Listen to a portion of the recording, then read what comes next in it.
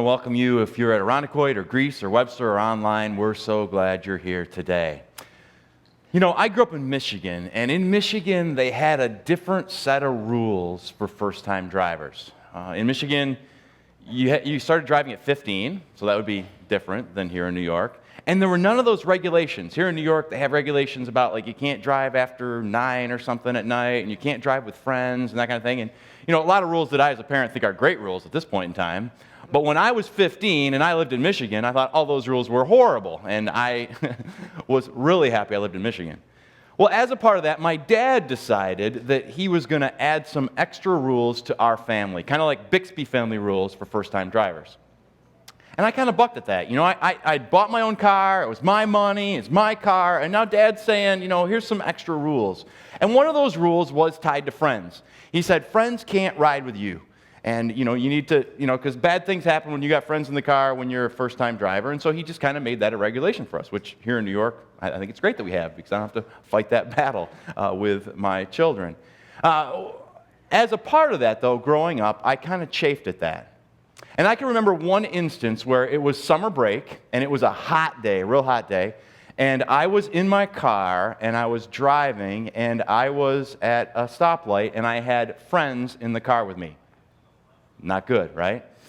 But they were with me, and they began to egg me on. We're sitting at a red light. It's a left turn lane. The light is red, and they're saying, come on, Scott, here we go, right? I mean, it's going to turn green, so what are you going to do? And so I took the bait, and I proceeded to, as soon as it went green, I mashed the gas and dropped the clutch, and, you know, brand new pavement. It's a rear-wheel drive car, so you get the feeling of this, right? It's hard to do this today.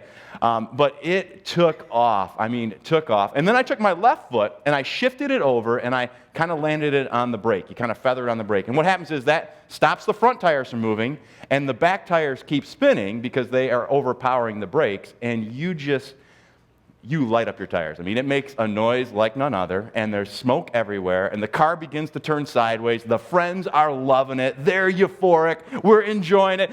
And then you begin to take your foot off the brake, and you begin to kind of turn and head around that corner, turning left.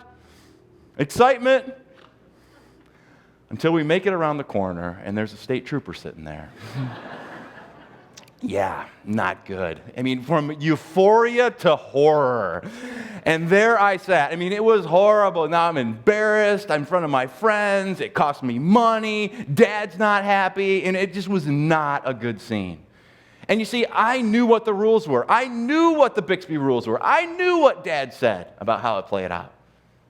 And yet I did it anyways. Well, today we're going to be looking in the book of Judges at an individual who knew what Dad said. He knew what Dad said. And he did it anyways. And it bit him just like it bit me many years ago. If you want to turn there with me, you can turn there. We're going to be in Judges chapter 13, and we're going to look at the story of Samson. And we're going to look at what happened in his life. It's on page 201 if you're using a Bible such as mine.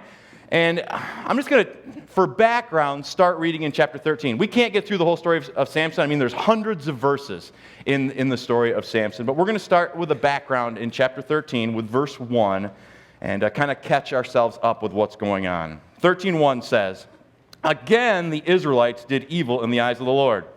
Seriously, right? I mean, this is 6 weeks in a row of this, right? Here we go again. They've done evil in the eyes of the Lord. So the Lord delivered them into the hands of the Philistines. The Philistines in this story are the bad guys. For 40 years. A certain man of Zorah named Manoah was of the clan of the Danites and had a wife who was childless and unable to give birth. The angel of the Lord appeared to her and said, "You are barren and childless, but you're going to become pregnant and give birth to a son." So this is a miracle birth that's taking place here. "Now see to it that you do not drink any wine or other fermented drink, that you do not eat anything unclean. You will become pregnant and have a son, and whose head is never to be touched by a razor. Because the boy is to be a Nazirite, dedicated to the Lord from the womb. He will take the lead in delivering Israel from the hands of the Philistines." Okay, so this story begins with a miracle birth, and this individual being told that they are to be a Nazirite. Now, what did it mean to be a Nazirite? If you went back to Numbers chapter 6, it kind of the whole chapter walks through what a Nazirite was. And there's three main things that a Nazirite committed himself to. The first was no alcohol consumption. The second was not to touch a dead corpse. And the third was no haircuts. So it was all about alcohol consumption, dead corpses, and haircuts. And you couldn't touch any of the three. And that's what a Nazirite vow was. Typically, a Nazirite vow was a 30 to 60-day challenge. That's the way they did it. But in this case, for Samson, it was a lifelong challenge, and this was to be his life. Well, how was it that it says here that he's going to lead in the delivering of Israel from the hands of the Philistines? How is that going to happen? As the story goes, it happens through superhuman strength. It's as if this is the first Superman in the history of the world. In fact, I'm sure that DC Comics, they got their idea for Superman right here. Because he was Superman. I mean, he had powers to do anything. I mean, he's wiping out, 300 guys at a time. I mean, he just had the ability to mow down the Philistines and had superhuman strength. And we'll see a little bit of that today as we work through the story. But like Superman, he also had an Achilles heel. Superman's Achilles heel is what? Kryptonite, exactly. It's kryptonite. And in this case, Samson's Achilles heel was lust for women. He struggled that way. And we see him repeatedly struggle with lust for women, lust for Philistine women. And that begins in chapter 14, verse 1. You can see as the story continues. It says, Samson went down to Timnah, that's a Philistine village, and he saw there a young Philistine woman. When he returned, he said to his father and mother, I've seen a Philistine woman in Timnah. Now get her for me as my wife. Love at first sight, I guess, here. And back then, this is the way it worked. It was all mom and dad. Mom and dad helped in the process. There was exchanging of, you gave him a goat or something. I don't know. There was some sort of exchange that took place in the process. And so mom and dad had to be a part of it. So he's like, Mom and Dad, I want this girl. I found her. She happens to be a Philistine. His father and mother replied, Isn't there an acceptable woman among your relatives or among all our people? Must you go to the uncircumcised Philistines to get a wife? Kind of like, remember God's laws? Remember what God said? God said you're not supposed to connect with people who worship idols. That's not going to be good for you. It won't end up well. Don't go there. There's consequences. But Samson said to his father, Get her for me. She's the right one for me. And as the story continues, this marriage went south. It did. It turned left, turned right, but it went south, and it went south bad. And as often is the case with us, Samson didn't learn from his circumstances. He didn't. He continued on the same path, and he continued to struggle. And we see this time and time again as we work through this book. If you turn over, in fact, it's something that continued his whole life. If you turn over to the right in your Bible to chapter 16, we see him continuing to struggle with lust for women. And if you look in chapter 16, verse 1, it says, One day Samson went to Gaza, a Philistine city, where he saw a prostitute. He went in to spend the night with her. The people of Gaza were told, Samson is here. So they surrounded the place, and they lay in wait for him all night at the city gate. They made no move during the night, saying, At dawn, we'll kill him. Part of the reason was he'd been killing a bunch of them, and they didn't like that, and so they're like, okay, we've got him, we've trapped him, we're going to take him out, because he's been mowing our guys down, and we're not going to let that happen anymore. But Samson lay there only until the middle of the night. And then he got up, he took a hold of the doors of the city gate, together with the two posts, and he tore them loose, bar and all. He lifted them to his shoulders, and he carried them to the top of the hill that faces Hebron. Now, scholars and archaeologists believe that these doors and pillars and posts would have weighed somewhere between 4 and 5 tons. And you say, how much is 4 to 5 tons? If you take a Ford F-250 truck, one of the Super Duties with the 4 doors, that weighs 4 to 5 tons. So Samson, middle of the night, wakes up, grabs his Ford F-250 Super Duty truck, throws it on his shoulders, walks to the top of the hill, and throws it down.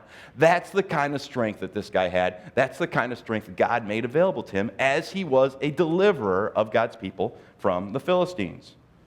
Well, we see the story continues. It says in verse 4, sometime later he fell in love with another woman in the valley of Sorek, whose name was Delilah, another Philistine woman. The rulers of the Philistines went to her and said, see if you can lure him. Lure, that's a good word. Lure him into showing you the secret of his great strength and how we can overpower him so that we can tie him up and subdue him. Each one of us will give you 1,100 shekels of silver. That's about $90,000 in today's equivalency. So Delilah said to Samson, "Tell me the secret of your great strength and how you can be tied up and subdued." And so you begin this cat and mouse game as the story goes. And she says, "Please tell me what you need, help, I want your secret." And he says, "Well, you use new bowstrings that have never been used before." She arranges for him to be tied up. He snaps them, beats up all the Philistines, and then she begins to cry again. "Oh, you don't love me. You would have told me the truth. Why? There should be no secrets between us." And then he says, "Well, try new ropes. That'll do it." She tries new ropes. He snaps those, beats up the Philistines. And this goes on time and time again. They keep going back and forth, back and forth, back and forth. And finally, in verse 17, she wears him down. And you're like, this is the point in the story. You're like, "Samson, what are you doing? How can you do this?" And verse 17 says, "And he, Samson, told her everything. 'No razor has ever been used on my head,' he said, 'because I've been a Nazarite, dedicated to God from my mother's womb. If my head were shaved, my strength would leave me, and I would become as weak as any other man.' When Delilah saw that he had told her everything, she sent word to the rulers of the Philistines, 'Come back once more. He's told me everything.' So the rulers of the Philistines returned with the silver in their hands. After putting him to sleep on her lap, she called for someone to shave off the 7 braids of his hair, and so began to subdue him. And his strength left him. Then she called, 'Samson, the Philistines are upon you.' He awoke from his sleep and thought, 'I'll go out as before and shake myself free.' But he didn't know that the Lord had left him. Then the Philistines seized him and gouged out his eyes," which were the problem all through the story, "and took him down to Gaza. Blinding him and binding him with bronze shackles, they set him to grinding grain in the prison." Well, you read a story like this and you're like, how could Samson do this? I mean, this is a judge. This is somebody this is Superman, God's strength. How could this happen? How could he come to this point? How does he get there? Sexual desire is a very, very powerful thing. It just is. Sexual desire is a very wonderful thing when used within the bounds that God has set for it. It really is. It's a very wonderful thing. But it's a powerful thing, and it can be a very destructive thing. And I believe, Samson got to the point where he followed that. He followed that lust for women, and it burned him big time. I think there's something about sexual sin that kind of makes it even greater than the other sins that we struggle with. You can kind of tell in the way we talk about it, right? I mean, I can tell you a story about me spinning my tires and me getting pulled over and it costing me and how it didn't go over well and how embarrassed I was and money and all. And we can all kind of laugh about that and say, what is Scott doing? I can't believe he did that. Like, what? And we can tell other stories, right? I mean, remember the time we got in that fight and what happened there? And, what were we thinking? And we kind of laugh off sin, right? I mean, you kind of laugh it off. When it comes to sexual sin, it's almost like it's different. It's harder to laugh it off. Remember the time I pushed that person to go further sexually than they felt comfortable going and what they felt God was okay with. Remember that time? Remember the time when my spouse found out about my browsing history? Remember that time? Remember the time I messed around with that forbidden woman or man? We just don't laugh about that stuff. It's almost like there's something more there. And Paul agreed. In fact, he says in 1 Corinthians chapter 6, verse 18, he says, "Flee from sexual immorality. All other sins a person commits are outside of the body, but whoever sins sexually sins against their own body." It's interesting here. In other parts of the New Testament, it talks about how stand your ground against temptation and, how you need to stand your ground when temptation comes. In this case, when it talks about sexual sin, it says flee. It says get out of here. This is a big deal. You gotta get out. See, when it comes to sexual sin, it just has a tendency of following us around for the rest of our lives. It does. And that's what happened to Samson. It followed him his whole life. You see, when misused, God's greatest gifts can become your deepest wounds. They just can. God's greatest gifts can become my deepest wounds and your deepest wounds. It just can happen that way. And that's what happened to Samson. It just sticks around. It's as if those memories of sexual sin, it's as if they haunt us for life. And they just don't leave. different than other sin. It's powerful. It's powerful. And we never seem to outlive our regrets when it comes to sexual sin. Well, why did Samson fall for this? We can say it's powerful. We can say, yeah, I mean, it's a powerful desire, but why did he fall for it? I've always wondered, why is it that he fell for it? We see, I think Samson didn't fall for it all in one fell swoop. I think it was a process for him. And if you look back at the story of his life, you can see it play out. I mean, yes, he did mess with forbidden women. He did it all through, whether it was Philistines he was marrying or prostitute. I mean, he messed with forbidden women. But on top of that, he went against his vows. This wasn't the first time he'd gone against his Nazirite vows. If you look back in the story, if you go back to chapter 14, you can see him on a couple different occasions breaking his Nazirite vows. One of those was tied to, maybe you remember the story, there was a bee's nest that was built inside of a carcass of an animal. And he came upon it and he was hungry. And so what did he do? He kind of went down into the bee's nest and he pulled out some honey and he ate it. So not only did he touch a carcass, but he actually ate out of a carcass. So it wasn't an inadvertent touch of a dead carcass. He actually went into the carcass and pulled out honey and ate it. On another occasion, as a part of one of his Philistine weddings, he threw a drinking party for a bunch of guys as a part of that party. Again, alcohol consumption was something that a Nazirite was not to be a part of. The third piece was here, which was the razor to his hair. But I believe Samson didn't just get here all of a sudden. I think he'd be toying with it, right? Kind of stepped over the line. How did that work, right? I mean, the first thing he did was, check this out. How's it going to go if I do the, little party thing with the alcohol? And then, am I going to make it? Is it going to be okay? And then how's it going to go if I, eat something out of a dead corpse? I believe Samson got to the point where he wondered if God even noticed, and he wondered if God even cared. Because God was still showing up, right? He still had strength. He had strength to carry those doors all the way to the top of that hill and throw it down. And I think when it comes to sexual sin, you and I can do the exact same thing. The exact same thing. See, we can step across that line, God's line. You know where it's at. You know what it is. We can step across that line and we can say, okay, how's it going? Any lightning bolts? Am I going to make it? Am I okay on this? Oh, yeah, made it. Nothing happened. You can step across that next line. Where is that next line? You know where that line is. Step across that one. Any lightning bolts? Did I make it? People still look up to me, right? I mean, I'm still good, right? We can do the exact same thing as Samson.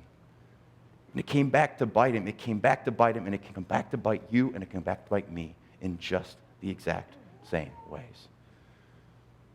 As you think about all of this, I think the question is, how do we get there? What is it how do we lie to ourselves to get ourselves to step over these lines? And I think it's the same thing that Adam and Eve struggled with in the Garden of Eden. I think it's the exact same thing. I think it's, I begin to tell myself, you begin to tell yourself that, it's okay. I'm good. There's something better. And God's holding back. This is okay, right? In the Garden of Eden, that's what happened with Adam and Eve, right? It's okay. God's holding out on us. There's something better here. And so I'm willing to take those steps and go over it. And I think the same thing happens to us. But the truth is, and we have to remind ourselves this over and over again, when God says no to something, he's saying yes to something better. He just is. He's saying yes to something better. He's got our best interest in mind. He does. God's saying forbidden women, not good. It doesn't end well. I'm telling you, it will not end well. There's destruction that's coming. I can see it. I can see the end of the tunnel. There's consequences. Please don't go there. Don't go there. Sexual immorality, it's not going to end well for you. And yet we take those steps, just like Samson, stepping over those lines one at a time on our own. In Ephesians chapter 5, verse 3, it says, among you there must not even be a hint of sexual immorality. Not a hint of sexual immorality. Pretty high bar, pretty high standard. When I think about Samson struggling with sexual immorality and us struggling today and our lust for forbidden women and that kind of thing, it takes me to pornography. And there's some statistics that are out. These are fresh statistics on pornography and what's happening out there, and these are just crazy. And this is, the majority of Americans today are searching for porn. They are, but it's not just un-Christians, it's Christians as well. When you look at Christians who are struggling with pornography, 39% of Christian married men actively seek out porn. 57% of Christian teen guys actively seek out porn, and 20% of Christian teen girls actively seek out pornography. These are practicing Christians, done by the Barna Research Group in the year 2016. Sexual immorality. And it's also something that they did a study of these were Protestant pastors. So Protestant pastors across the country. Barna did a study and said, what happens with pastors? They found that 21% of youth pastors are currently using porn. And 14% of senior pastors are currently using porn, of Protestant pastors across the United States today. That's 1 in 5 youth pastors, and that's 1 in 7 senior pastors. It's a struggle. It's a struggle, and we're losing as a country. As a culture, we may not be burning for Philistine women, but we're burning with lust just like Samson. And it's so easy to do. Jesus in Matthew chapter 8 said some things about lust and looking lustfully. He says, I tell you that anyone who looks at a woman lustfully has already committed adultery with her in his heart. I see that verse and I think, well, you just looked at her, right? It's just looks, right? Our culture would say, it's okay, you can look, right? Eye candy, right? It's no big deal. And in this verse, it says, it's in your heart, right? If you commit adultery in your heart, it's not like you really committed adultery, you just did it in your heart, right? That's not as big a deal, right? Well, remember what the next verse is that Jesus brought about. In verse 29, Jesus says, if your right eye causes you to stumble, gouge it out and throw it away. Hyperbolically, Jesus is counseling that we rip out our eyes if it continues to cause us to struggle. Obviously, literally, we're not going to do that, but he's saying this is an important deal. This is an important deal. In your heart is a big deal. Even to the point of someone ripping their eye out, as Jesus said. Well, with all of this, porn's not the real issue. It isn't. It's not porn. It's lust. Lust is the real issue. And when it comes to our struggles with lust, they're rooted in pride and selfishness. You just boil it down, that's what it is. It's pride and it's selfishness. And pride and selfishness result in us lusting after others, and then that turns into pornography. Pornography is not the problem. It's the sinful desires that are inside of us that are really the problem. You see, porn's big business, right? You look at that industry, they'll tell you, there's no harm, you're just looking, it's not a big deal, but it's billions and billions of dollars in our culture today, and it is big business, and they're not going to tell us that there's any struggles. As you look at the results of it, though, it's just destructive. It's destructive to our relationships. It is. Your current or future spouse can't measure up to porn. They can't. They can't. And as they can't measure up to pornography, you just need to know that you're asking them to measure up to something that's not even, it's fake. It's not even real. It's a fabrication. Those are not real scenes. Those are not real stories. Those are not real pictures. They aren't. Those are not real images. Those are fabrications. They're made up. It's not even real. They've done multiple studies, and what they've found is that pornography is having and has had a connection with couples' inability to be intimate together. It gets in the way of their connecting physically, and surely that's not God's design. It's cyclical. The more couples struggle to get together intimately, it actually forces them to more porn, right? It's cyclical. It plays out in marriages all over our country. Well, what's interesting is it's not just Christian or religious organizations that are fighting porn, but we're now seeing a number of secular organizations springing up and saying, this pornography thing is killing us, and it's not helping us. It's not helping our culture. There was one that, it's pornkillslove.com. It's a secular organization. They've been on NBC and ABC and CNN and NPR and New York Times. They've been all over. But if you go to their site, you'll see they have to say there, they say, in one of the biggest studies on pornography ever conducted, researchers have found that after being exposed to pornography, both men and women were less happy with their partner's looks and sexual performance. Research has found as well that after men are exposed to pornography, they rate themselves as less in love with their partner than men who don't see any pornography. On their site, this is a secular site, it says porn harms our brains, our relationships, and our society. And they have all these background studies and information saying, this is how it's hurting our brains. This is how it's hurting our society. This is how it's hurting our relationships. In fact, one of their slogans is fight the new drug. And they're saying, we want to fight this. And they got t-shirts and it's basically, we're going to fight this because this has been ruining our lives. This isn't the only organization. There's a number of them. In fact, there was another one that was put together and started by Alexander Rhodes. And Alexander Rhodes is a self-proclaimed atheist. Alexander stumbled onto internet pornography accidentally at the age of 11. His initial curiosity soon became a compulsion, and from there, an addiction. Over the next decade, his addiction to internet pornography affected every aspect of his life, from relationships to academics to health. In 2011, the year he described as hitting bottom, he found others online suffering from similar addictions. Rhodes eventually founded a support website. This is just a couple years ago. Now his site is visited by 1 million visitors a month, and he left his Google job to manage the site full time. When you pull up the website, it says, "Welcome to a secular porn recovery community website." And on there it says, "We offer all the tools our users need to connect with supportive community of individuals determined to quit porn use and free themselves from compulsive sexual behavior." With our website, forums, articles, and apps, NoFap helps our users overcome their sexual addictions so that they can heal from the porn-induced sexual dysfunctions, improve their relationships, and ultimately live their most fulfilling lives. I love that last line, ultimately live their most fulfilling lives. This is a secular website. This is an atheist who wrote this. And he's saying, listen, if you want to find your most fulfilling life, you got to rid yourself of this. It's almost like, back to God's statement, right? I mean, when God says no to something, he's saying yes to something better. God says this doesn't work well. This is not helpful to you. This will hurt you. You head this down this path. It's not going to end well. We've got secular organizations saying he's right. He's right. If you want your ultimate fulfilled life, you need to rid yourself from sexual immorality in this way. Well, what makes it better? If we say it is better, how does that play out? How can that happen? I believe that in a loving relationship that's God-pleasing, I have the opportunity to create depth of relationship that always leads to sex being more meaningful. It just does. You see, it's as if God's saying a relationship with one person for life is so much better. And it's not just our relationship with that other individual, it's also our relationship with Him and what it does to our relationship with Him and how it severs our relationship with Him when we choose to go down that other path. It's almost like we're comparing an illusion with reality.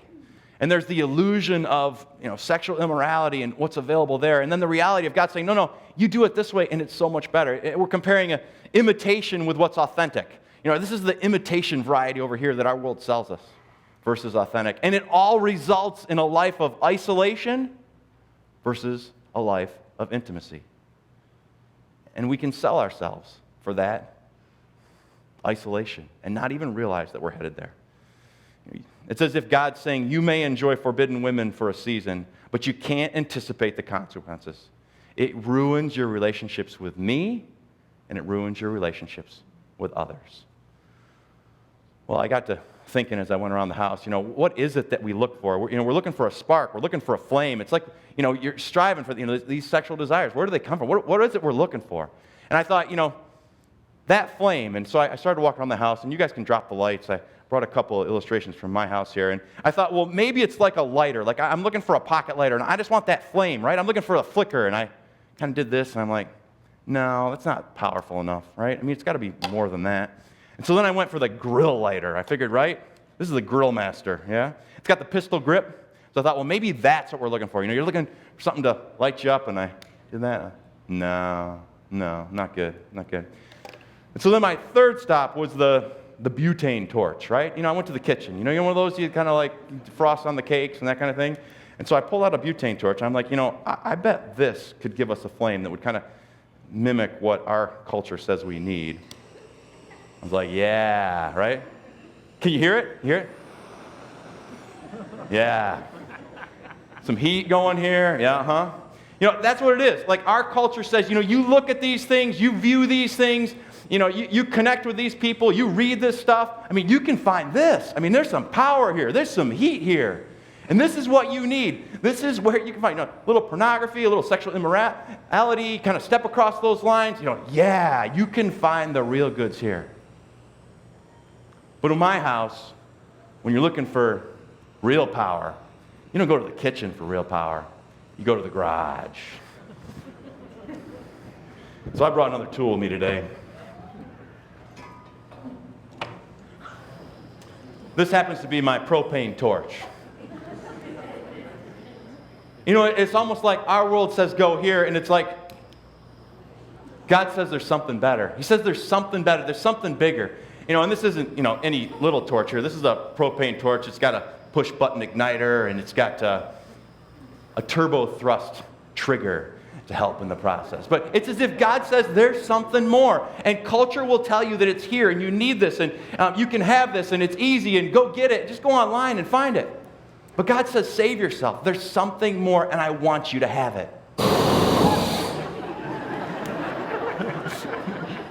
That was good. I saw a number of you jump. That was really good. You see, in a way, this kitchen utensil here it's 1,000 degrees, right? I mean, that's what it offers. But the piece in the garage, 3,000 degrees coming out of this puppy. 3,000 degrees. God says to you and God says to me, you're being fed an imitation. This is an imitation. There's something more. If you want real intimacy, you want real relationship, wait for this. Say, you don't have to go here. Don't go here. Yeah, we know your culture's saying it's here, but it's not. There's something better in the garage.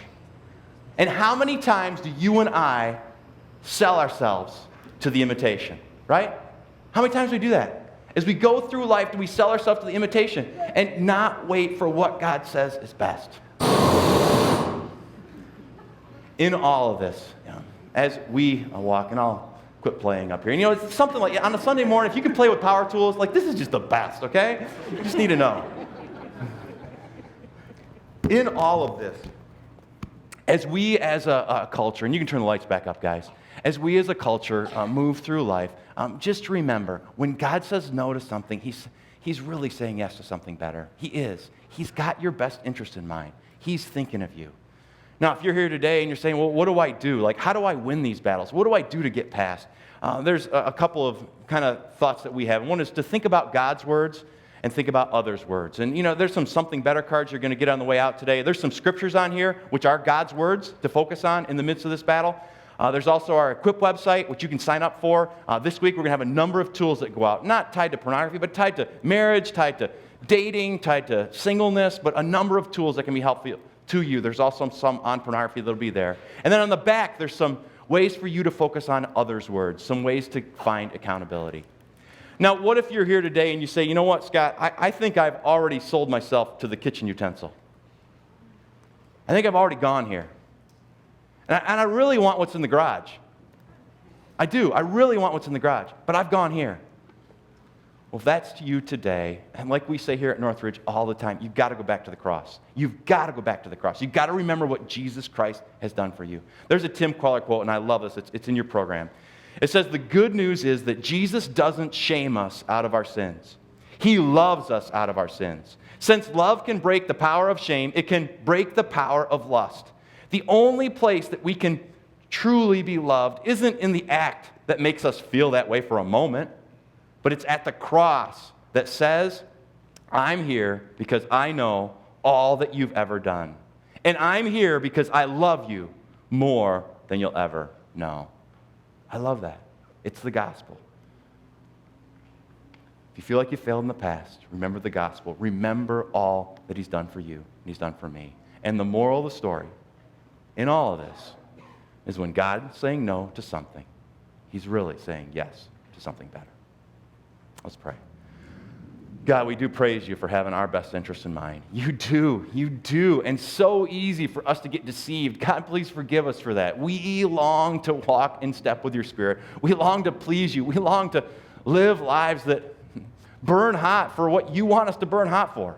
Help us, Father, as a congregation, as individuals, to live in a way that pleases you this week. In all of this, thanking you for Jesus Christ, your Son, who's done so much for us. We pray this in his name. Amen.